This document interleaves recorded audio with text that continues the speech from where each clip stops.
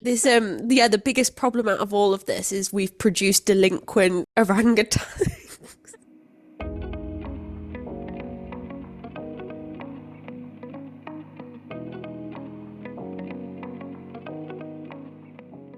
This is quite exciting for you because not only are you in a brand new place recording, you've got a brand new Zoom subscription. So we won't be chucked out every, what was it, 40 minutes. I think it'd take us like 3 hours sometimes to record these podcasts. But we're that committed, we just stuck with it. Shout out to my mom who got me a Zoom subscription for Christmas. When we did our gift giving episode, God, now a year ago, we emphasized like experiences. But a Zoom subscription is good too. Of the year, I'm certainly very grateful for it. Thank you so much, Marie's mum. We made it work with the 40-minute like break off, even though it always cut us off right when we were making an excellent point. But then Zoom had the audacity to add the 10-minute cooldown to it, which just made the whole thing worse because we had to wait 10 minutes before jumping back on the call. And by that point, if we were in the middle of like a really good speech, I'd be like, I have no idea what I was talking about at all. Also, sorry guys for my voice. I'm in the UK at the moment and everyone's getting flu because it is that time of year. So I sound quite nasally, but I'm thinking this might benefit us because I sound quite sexy. So we're just making sustainability sexy now. My apologies, but I will try not to have a coughing fit while recording. So Marie, what have you been up to? It has been a little while since we last recorded, but we're back. It is very exciting. Lots of things have happened with you since we last recorded as well. Yeah, quite a lot. I moved places. Another big development, invested in a very good Wi-Fi package because that was another issue that we were having. But yeah, I moved into a new apartment, which I'm sorry if I sound a bit echoey. I am currently recording this in my kitchen because I have no furniture and the kitchen is like the only surface I could put all my equipment. I debated for a while and this idea was inspired by Chatsunami to set everything up on an ironing board, but it just didn't have the width that I needed. So still very DIY here on my side.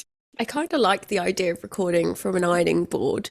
That's probably the strangest kind of workplace setup I've seen, but it's very resourceful. So I appreciate it. I mean, I think we've racked up quite a bit of sustainable sins and sustainable wins because I'm going to kick it off with a sin. Well, I actually don't know if it's a sin. It's not verified. Exactly. So because when I moved into my new apartment, moving takes a while. And so when I finally got the keys, everything settled, it was quite late. So I decided, you know what, new area, let's see what the takeout options are. So I ordered takeout. I ordered vegetarian. It all looked really good. And so I just was like doing my stuff, unpacking, getting everything ready, like checking everything out in the flat. And I realized like quite a lot of time has passed. And I'm like, it shouldn't take this long. So I checked the app and it says, no, order's on your way. And I'm like, okay, fair enough. And then eventually my doorbell did ring. Now, this is a question that I posed to the group because I actually don't know the answer to this. Because for the first time, I'm living in an apartment building and I'm living on the top floor instead of the bottom floor. Do I go down to collect the food or do the delivery people come to me? I always now just awkwardly meet them on the stairs because I don't know what the protocol here is. I'm in the same position. I go right to the door and meet them, mostly because I'm really impatient. And by the time they're here, I am so hungry. I usually go down and like go to the front door and I have the front door open. So this like poor delivery driver's like, what are you looking at? And I'm just there staring at him waiting for my food. I would always say that because you're guaranteed to get your food, but it does look a bit desperate is the only con. Well, in this instant, I did decide to meet them at my apartment door. So they hand me the bag and I immediately know it's not my order. For one, it's from the wrong place. And number two, the name on it was a male name and I am clearly not a male. And I am not Joao. I'm sorry. And so I So I immediately like noticed this is wrong. I think the delivery driver, when he saw me, knew he fucked up, but started basically running from me. So I started basically chasing after him, going, "I'm sorry, this isn't my order." First say it in Portuguese, and then he looks at me, and then I say it in English, and I show him my phone, and he's like, "Did you order from this place?" I'm like, "No, no, no, I ordered from this place." He's like, "Oh no, those two are the same places." So he proceeds to basically gaslight me into believing me that this is my order, going, "No, go inside your apartment, open the back, this is your order." And I'm like, "This is not my order." Your name's not on it. It's Exactly. like the complete opposite of your name. Not just the name, the price. These people have paid like 3 times the price that I paid.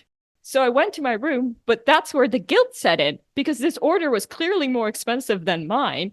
And what do? Do I eat it? What was the... So I like get chatting to like the help thing. And then they were like, "Well, you have 2 options. You can either keep it and we'll refund you, or we can send you the order again." And I was just like, "I have enough food," because this order was massive. I was like, "I have enough food. Don't send me the food that I ordered." "No, no, okay, I'll just keep it." In the end, like, my beautiful vegetarian meal was replaced by steak quesadillas and jalapeno poppers. This meal was clearly meant for 2 people. I finished it in 1 sitting.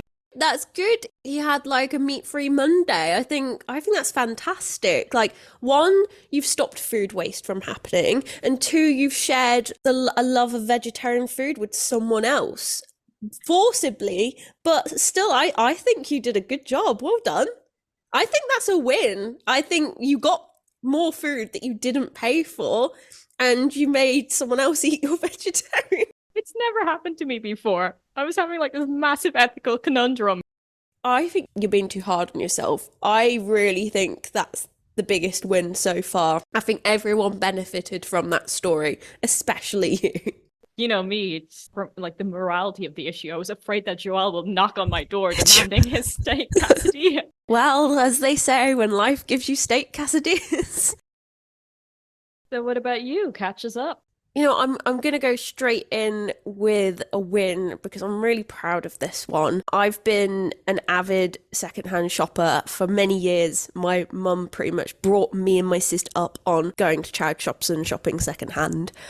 Woo, love that for us. So over the years, like, you sometimes find like proper little gems, so I kind of know what to look for. And this is going a bit off topic, but in lockdown, because there wasn't much to do, me and my housemate spent a lot of time looking at how you can tell if designer items are designer items or not. It's so fascinating. And she had some fake designer bags, and then we were looking at the stitching and stuff, and I find it really fascinating. It is little details like that. So anyway, I have this knowledge that lives rent-free in my mind on how to find real designer bags, which came in handy. I went into this secondhand shop, which is amazing. They have like loads of antiques and all sorts of collectibles and secondhand clothes and stuff. It's brilliant in there. I was walking past the shop on my way back from a vintage kilo sale, and I saw this bag in the window, and my first thought was, "Oh, I love that bag, that's beautiful." And I looked at it and went, "That's an 80s Gucci bag. Oh my gosh, I need to have a look at this more because I want to analyze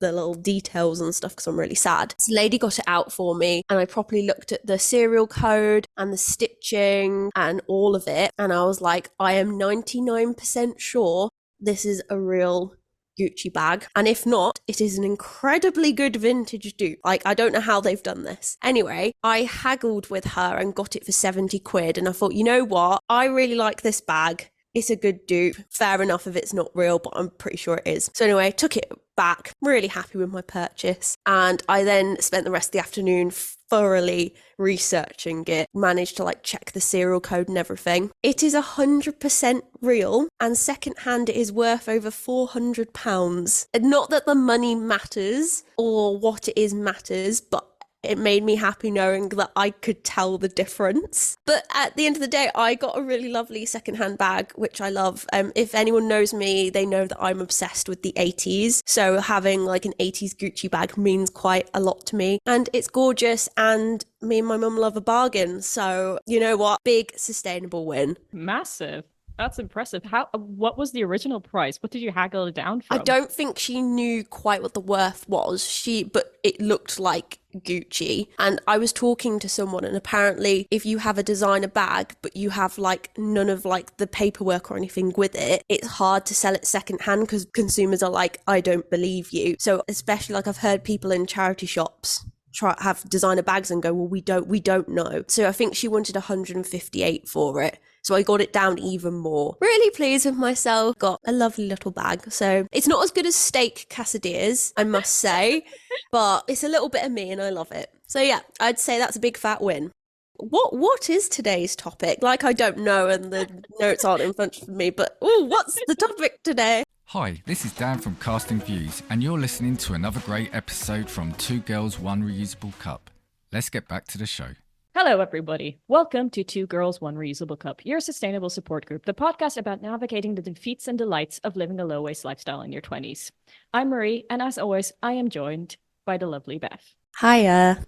Before we dive into today's topic, I just want to say a quick disclaimer here on the pod. Here on the pod, we use secondary sources. The idea of the podcast is the average consumer making the best decisions with the information that is publicly available to them. Consider this a literature review of all the articles I have read in preparation for this episode. I myself, I am extremely dyslexic. Yes, that is the technical term. So it helps me to hear facts and figures out loud. We hope this episode will inspire you to do your own research. And a full reference list is available if you're listening to us on YouTube. Hi, we have a YouTube now. You can find us in the description down below. If you're listening to us on any other platform, we have now a full reference list in our link tree. Today's episode will be covering palm oil. For this episode in particular, I relied heavily from the information supplied by the World Wildlife Fund and also a few sources that I really like to use. So let's dive in. So Marie, you picked the topic for this episode and you have quite a big interest in palm oil. Did you want to share that with us before we start? Because I think it's quite interesting. Yeah, I mean, it is one that I really wanted to do for a while, and it's one that I've been always actively involved in. The first collection that I ever designed for the brand that I currently work in was inspired by palm oil and the deforestation that it causes. Obviously, this was translated into clothing, so it was a more artistic interpretation, but this is like one of those that not many people know about, but also impacts so many areas of our life. I don't even know how I first went down this rabbit hole, but I'm pretty sure David Attenborough had something to do with it. Good old Dave. I said this on Twitter. If you don't want to save the planet just for saving the planet, then just save it for David Attenborough. Do it for that man. I don't know why you would ever want to disappoint him. Like just the passion he has towards the environment is just... I don't even want to picture him looking sad because it would make me sad. This would be a great campaign. Just put like sad pictures of David Attenborough everywhere and just be like, do you really want to disappoint him? He's like everyone's granddad. Do it for Attenborough. Do it for David. I love it. I think we should start that. But yeah, palm oil is quite interesting because I think it's a lot lower on the agenda than other points that we've talked about that resonate with people. So I think if you say climate change, people say emissions, fast fashion, all the stuff we kind of talk about. And I find that palm oil is mentioned, but not as much. So actually, that's why I was quite interested. I'm very much learning from this, as everyone else listening will be. I will be playing the consumer and asking the questions as a consumer. I think you're going to tell me that actually palm oil is quite a big deal. Very interested to find out more. So what is actually palm oil? So palm oil is a edible vegetable oil that comes from the fruit of oil palm trees, originally from Africa, but were brought over 100 years ago. Palm oil is a incredibly efficient crop, producing more oil per land area than any other equivalent vegetable oil. Globally, palm oil supplies 40% of the world's vegetable oil demand on just under 60% of the land used to produce all vegetable oils. So it's quite efficient, which is a good thing.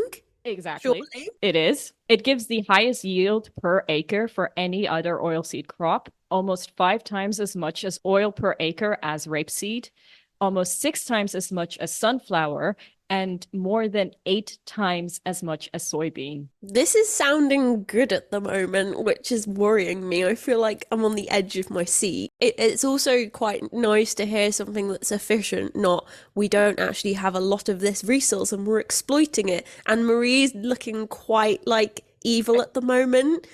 I must say I'm a bit worried. You're just So I waiting for wouldn't the be shoe to fooled. drop. Yeah, when is it happening? I don't know. Go on, I'll stop interrupting you. I'm just like, I'm tense. Today, 3 billion people in 150 countries use products containing palm oil. Globally, we each consume an average of 8 kilos of palm oil a year. Palm oil is a versatile oil that has many different properties and functions that makes it useful and so widely used. It is odorless, colorless, and it doesn't alter the look or smell of food products. Palm oil is nearly in everything. It's in close to 50% of packaged products we find in supermarkets. It's also used in animal feed and as biofuel in many parts of the world, but not in the UK. See, this is fascinating because I have heard of palm oil. When I think of palm oil, and I don't know if this is kind of common thing, I always think of like creams and beauty products. I didn't realize it's in food, which makes sense because it's a vegetable oil, but I see it so much in, like I said, like body creams and stuff. That's what I think. Crazy that it's in so many different things, and I don't think people are aware of this. Yeah, so just a few examples. Palm oil can be in lipstick, pizza dough, soup, shampoo, ice cream, chocolate. Oh, that's a soap, Marie. I meant so. Dyslexia. It's in soap. No, soup. I love soup. I'm pretty sure it could also be in soup. Oh, I hope not. I really like. I actually couldn't live without soup. No. That's the one thing the climate crisis can't take from me. I'll give up whatever. Just you can't take soup. I'm sorry. Chocolate, packaged bread, detergent, instant noodles, and one that I was most devastated to find out: Nutella. No, I'm really devastated. It's in chocolate.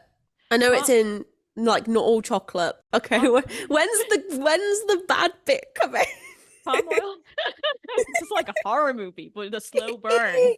Palm oil is practically in everything from food, makeup products to common household items. As more ultra-processed food became more popular, so did the use of palm oil.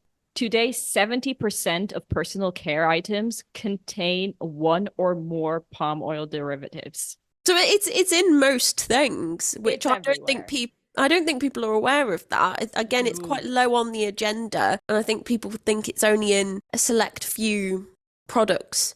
I certainly wasn't aware that it's in so many different products. Again, very, very surprised it's in food that we eat as well. The thing is that be under different types of names. So on the packaging, it wouldn't even say palm oil. It could say vegetable oil, and that vegetable oil could be palm oil. It has, when it comes to ingredients, it can have many different names. And I think when consumers are already looking for so many different things, like, is this vegan? Is it plastic free? Is the packaging able to be recycled? Or even on the flip side of that, does this have protein in? Does this have like nasty things in it? It's just another thing we have to look for, and it makes it even harder if they're disguising it as, which I know it is technically a vegetable oil, kind of, but they're disguising it. I'm not a lawyer, but it's not technically lying. Like they are disclosing that's in there, but it has various names. So, but there's so many like different types of vegetable oil. That's quite a broad term. It's like the whole, this is eco-friendly. What does that mean? I experienced this when I was doing Veganuary. For the first time, I was like properly reading labels and properly looking through ingredients. And oh my God, after like a month of doing it, I got so tiring. And also it's all in Portuguese. So I had to have Google Translate open and see like, this thing? What is this? But I mean, it must be great for your language learning, I must say. I don't know, because most of it's like weird like chemical names. So I'm just like, is this a derivative of an animal? But yeah, like, so reading packaging, it's so difficult, like especially if you're in a rush and you just want to like quickly pop to the shops and go back. And then at the same time, like you could be like tricked because you don't know exactly what, like it could be underneath a different name. Yeah, I think the average consumer just doesn't have time. I don't think that's a lazy thing. I think with so much going on, I don't think it's at the top of people's to-do list is to look through everything and then at the end of the day potentially be tricked, which will probably put people off from even trying in the first place. So I think people shouldn't be hard on themselves. It is quite difficult. Like Marie just said, she spent there's even a language barrier and she spent ages looking at all the ingredients. So it's hard even when you do it. But we still don't know what is the deal with palm oil. Please continue. Indonesia and Malaysia make up 85% of the global supply of palm oil, but there are 42 other countries that also produce palm oil. The world now produces more than 75 million metric tons of palm oil a year. For comparison, we produced roughly about 3 million metric tons of olive oil in 2020. Which I thought would have been the more popular oil. So very surprising. And you keep waiting for the shoe to drop. Well, the shoe is, of course, humans have to come and fuck everything up. So palm oil's rapid expansion threatens the planet's most beautiful habitats and our closest ancestor, rainforests. In the last 2 decades, Indonesia has lost nearly 25 million acres of forest in an area larger than the country of Ireland. That's devastating. That's huge. Just for one product. Roughly a third of that deforestation was caused by palm oil, according to a 2022 study. Some palm oil farmers have been accused of using the slash and burn methods to clear land for planting. Fires set to clear forests and create land for more palm plantations are the top source of greenhouse gas emissions in Indonesia. But not only releasing CO2 into the air, it's also harming the inhabitants of the rainforest because they don't clear it before it burns. Can you imagine if the government did that to your house? I'm just going to burn your house down, just giving you a 5-second warning. You said earlier the crop is quite efficient at growing. So this is more, the demand is so high for palm oil that we just have to I'm going to say manufacture it at such a stupid rate. That's why land has to be cleared. Yeah, I mean, it's incredibly cheap. That is just another area, but I don't think it's demand. It's kind of like the same with fast fashion. There isn't actually that much demand for that much clothing. It's just because it's easy to do, people do it. And it's profitable. Exactly. It's extremely profitable. That is such a good comparison. I was thinking the same. It is like fast fashion. Palm oil, don't follow fast fashion's business model. It's awful. We hate it. But yeah, as you said, it seems like there's a lot of problems going on here. Obviously, I'm going to say manufacturing at this rate is not good anyway, but then in doing so you're creating loads of greenhouse gas emissions, and then you're also naturally harming a whole ecosystem. Rainforests are one of the richest habitats on Earth, housing millions of species, and we're still discovering new species of the rainforest today. We haven't even cataloged all the rainforest inhabitants, but we are losing rainforests and the inhabitants of the rainforest at an alarming rate. We have replaced about 27 million hectares of virgin jungle with oil palms. This is mad. I say that a lot. This is mad that this is very similar to fast fashion. I know fast fashion has other implications to it, but it feels like fast fashion is more topical at the moment than this, and this is just as devastating. It's awful hearing this, especially like you said, when the demand's not necessarily there. It's very profitable. The animals that are affected by the major habitat loss are orangutans, pygmy elephants, Samaritan rhinos, and these are already critically endangered. Fun fact about orangutans, they are our closest ancestor. We share 96.4% DNA with them. My algorithm knows me too well, and every now and again I will get a video of an orangutan, and Oh, they're so intelligent and wonderful and lovely in their eyes. It's awful. Like, we don't have the right to do this to them. Like I said, think about if someone like the government went, right, your house, we have to demolish it because we want to profit off planting trees, and you were forced to leave. It's awful. It's absolutely horrible. And orangutans, they have about 10 years before they reach maturity and independence. So they are very vulnerable to changes in their habitats because they are, like us, evolving and learning their skills, but with their habitat constantly changing, they cannot learn the skills and grow up to be functioning members of the orangutan society. I don't know how else to say it. This the biggest problem out of all of this is we've produced delinquent orangutans.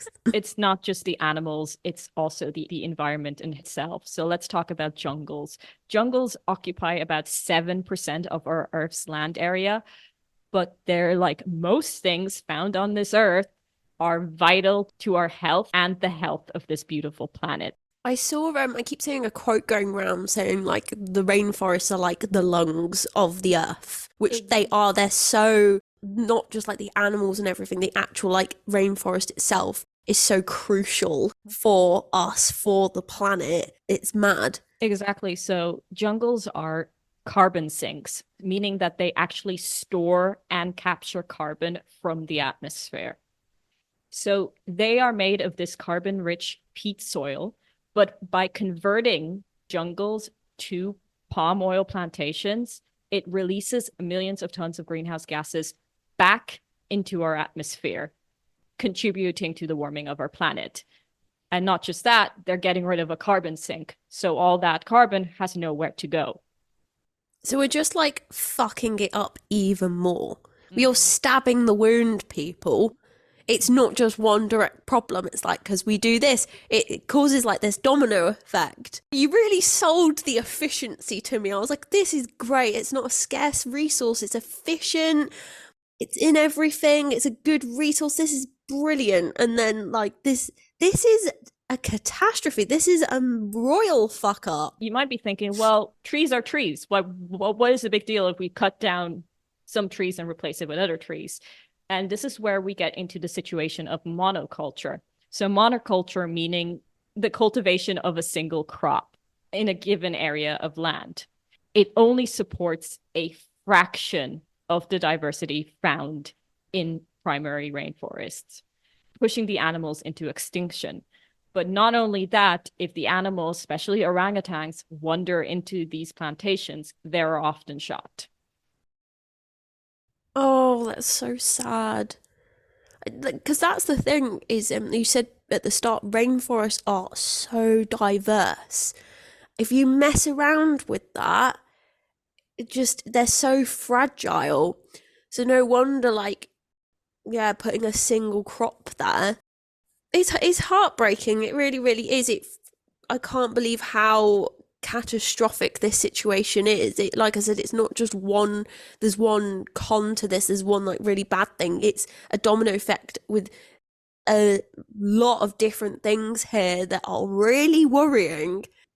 This is all really, really concerning stuff, which obviously is known about. Is there anything being done about this at the moment? Yes. Let's talk about RSPO, which stands for the Round Table of Sustainable Palm Oil. And I always just think, of Legends of Arthur when I see that title. It's a good name, isn't it? That is the coolest name ever. I think scientists are missing a trick. They should come up with really like badass names for themselves, like the IPCC. It could be cooler. It's like the International Panel of like warrior scientists who meet around a round table. Like, I think that's what they're missing, a trick. They need to like rebrand. Just shows how you and I have the same brain cell, because I saw this and I'm like, this name is kind of cool, but am I just lame? And actually I'm picturing them all meeting around a little round table, and it's really cute. So In 2004, NGOs and companies all around the world came together to set up the Roundtable of Sustainable Palm Oil, RSPO, to create a set of criteria to grow palm oil sustainably. It set policies to remove deforestation, stop the conversion of other natural ecosystems, such as peatlands, and eliminate human rights abuses from their supply chain. The Roundtable certifies about 19% of the palm oil worldwide, and getting to this point was already a long journey. Again, we've talked about it being quite an efficient crop. Can it be grown more sustainably? It can. That's the thing. We just have exploited the shit out of it. Exactly. Good old exploitation. The American representative of the RSPCO, he said, and I'm quoting him here, he said, "It's just a plan. How and where we done it and how we have grown it causes the problem. But this means it's a human problem. We created the issue, which means we also have the ability to solve and fix this issue." Absolutely, even though, like you said, it's in a lot of things and we rely on it a lot. But like you said, this only kind of came into fruition maybe over 100 years ago. We lived without it beforehand.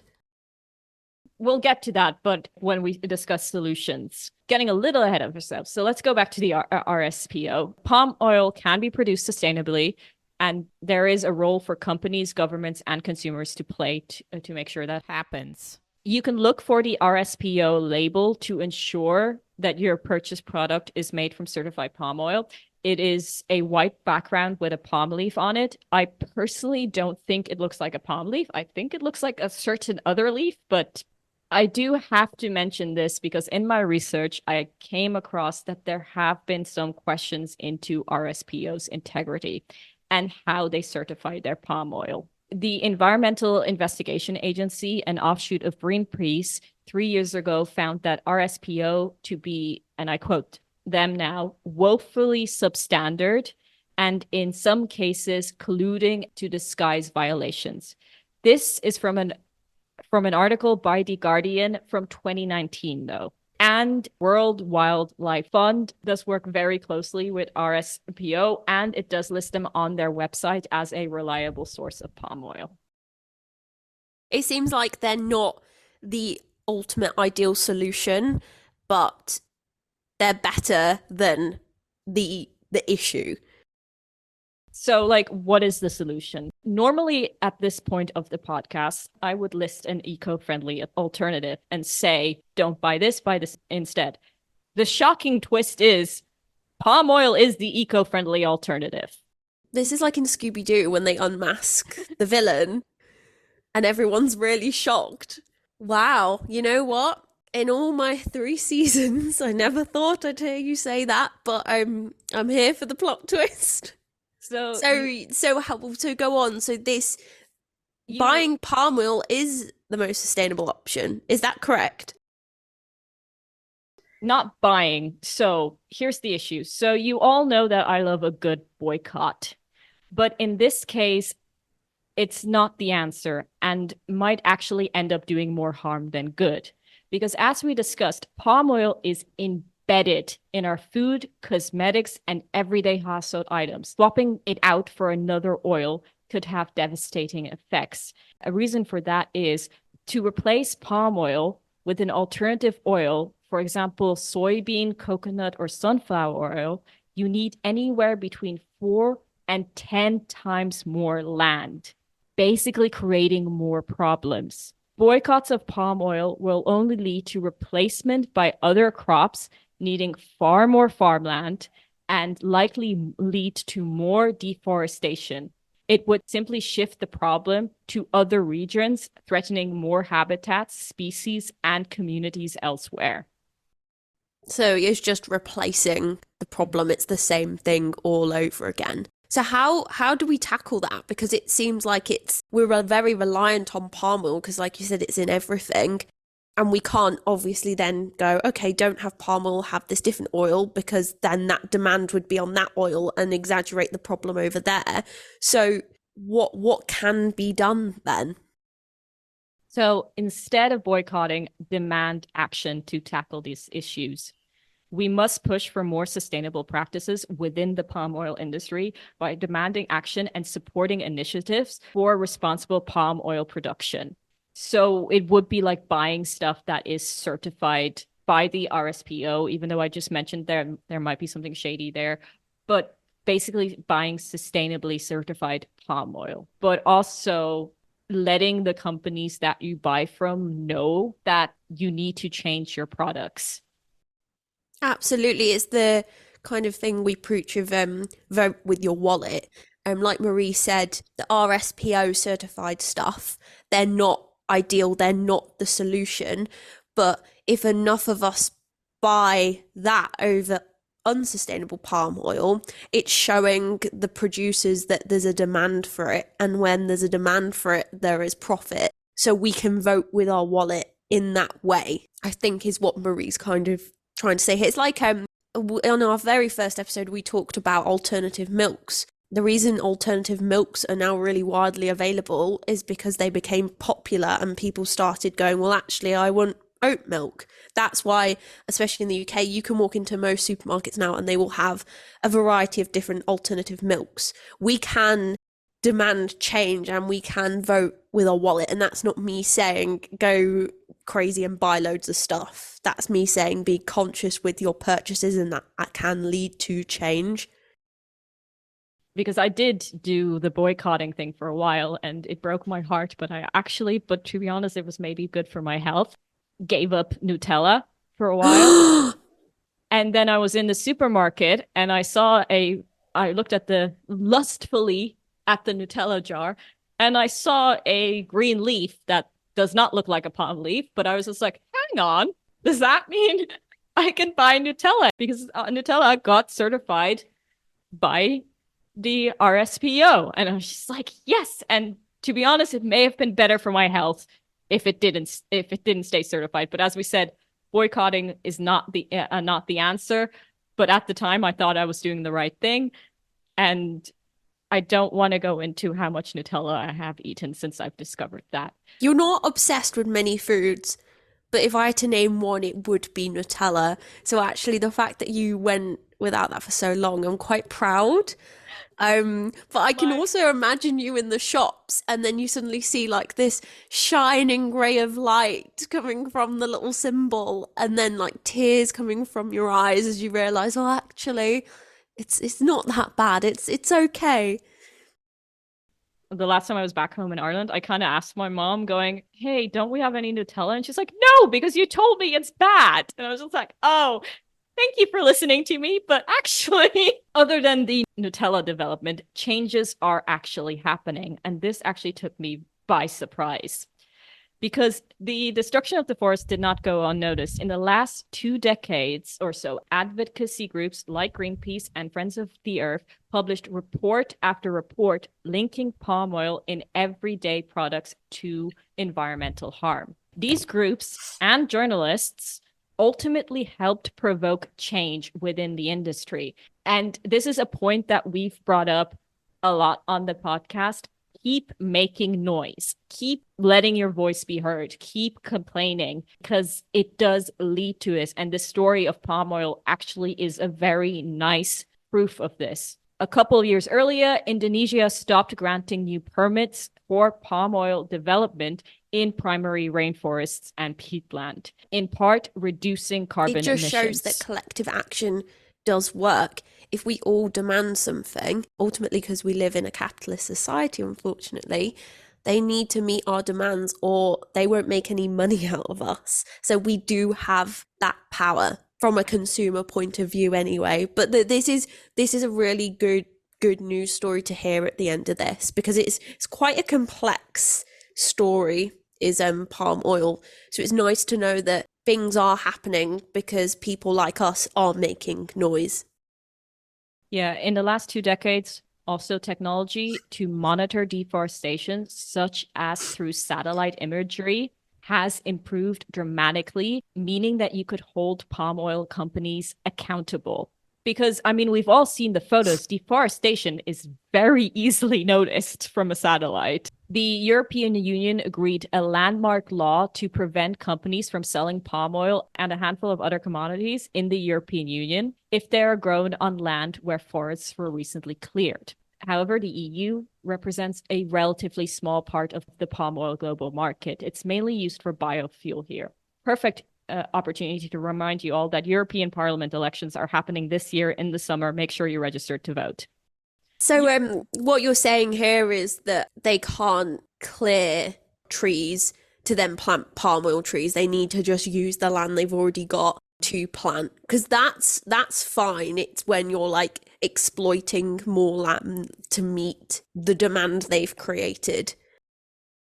I mean, it's not all good news, because obviously those plantations will never be part of the rainforest again. The harm has still been caused, but at least it's stopping people from causing even more harm. Absolutely. And I think that's a good thing to think about with kind of the climate crisis in general. A lot of harm has already happened and will happen because we have got to the point where we've crossed a lot of thresholds. But it doesn't mean we can't stop it from getting even worse, and we can stop it from getting, in other words, completely fucked up. This is why doing this kind of stuff is really important. And some actually really good news, and this surprised me because the last time I researched this topic, it was 2020.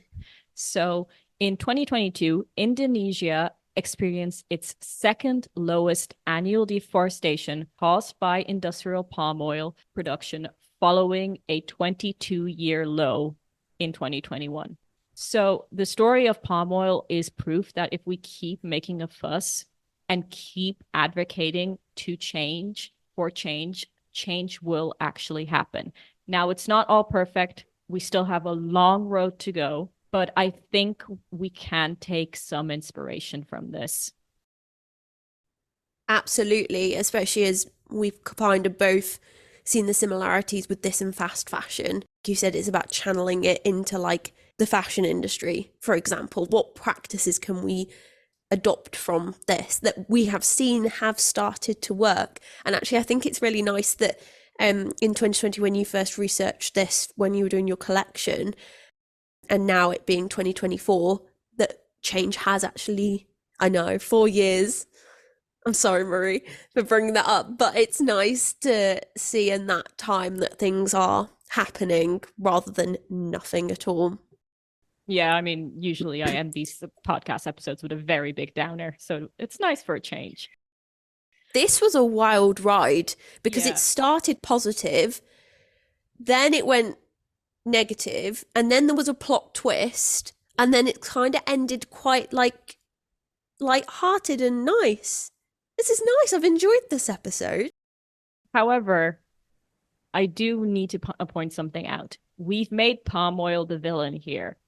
However, it is almost just a drop in the ocean compared to cattle farming, which is also happening in the rainforests and contributing to deforestation. Could be a topic for another day if you want us to cover that, but I do want to point that out. Absolutely. And like you said before, it's about then taking palm oil as like the case study and channeling it into them other areas where we're seeing similarities: fast fashion, cattle farming, which is very, very similar. It's clearing land. So I think it's good food for thought for people, that people are starting to realize that there's patterns in these kind of problems. But very, very insightful. I've learnt so much about this. Again, palm oil, I think like many people, was kind of at the lower end of my agenda when it comes to like the climate crisis. But actually it's quite like, it's very, very significant, and actually it's quite like inspiring.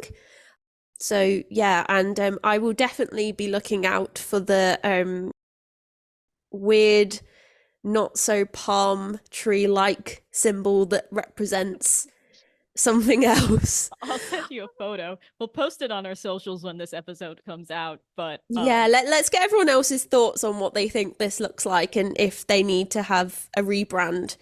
Or if there's a very clever marketing campaign in there where we can involve Snoop Dogg or something. I don't know.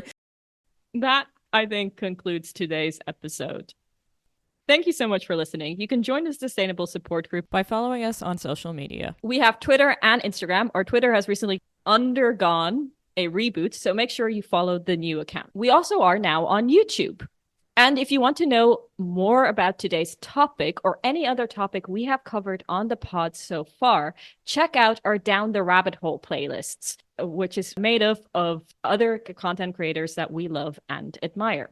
We are also proud members of the Podpack Collective, a group of indie podcasters striving to create a positive space of support and collaboration within the indie podcasting community. We have a very exciting Podpack collaboration planned for the summer, but more on that later. We are so thrilled to be included in this extremely talented group, along with Chatsunami, Nerdstalgic, Review It Yourself, Seismic Cinema. You can check them out on our Podpack Collective playlist over on our YouTube channel. I'm actually going to be hopping over to Seismic Cinema to discuss one of my all-time favorite movies, Shaun of the Dead. That episode will be out before this one, so make sure you head over there and show it some love. Also, if you haven't already, I guested on We Needed Roads discussing one of my other all-time favorite shows, Sex Education. So make sure you check that out as well and show them some love. And as always, me and Marie are on Instagram if you want to follow our sustainable shenanigans at Life on Mars and Sustainable. And of course, Two Girls One Reusable Cup is also on Instagram. Thank you so much for listening. Thank you, everyone, and we look forward to seeing you soon.